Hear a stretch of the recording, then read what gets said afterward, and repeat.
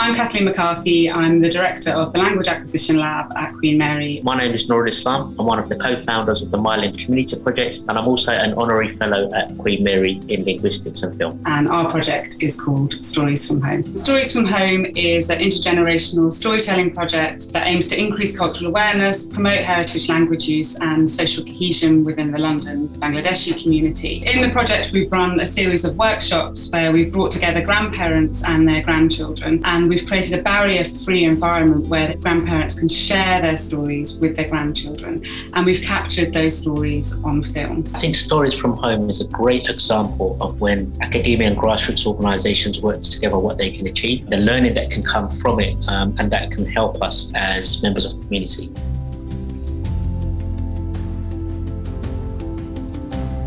Hi, I'm Sarah Cheney from Queen Mary Centre for the History of the Emotions, and I've been working on the exhibition Who Cares? A History of Emotions in Nursing. Today, people often think of compassion as being central to nursing, but that's actually very recent. And in the past, there have been a lot of other different emotions that have been seen as central to nursing. In the exhibition, we explored things that you might not necessarily think about related to nursing today, such as the impact of faith or maternal love. The exhibition launched in January 2020, and in the first 3 months, we had more than 9,000 visitors to the exhibition, which was more than the previous 2 exhibitions the RCN had in that space. And one thing that we heard a lot from visitors was that many of them had never thought about the emotions nurses experience before, also about how the expectations on those nurses had changed over time.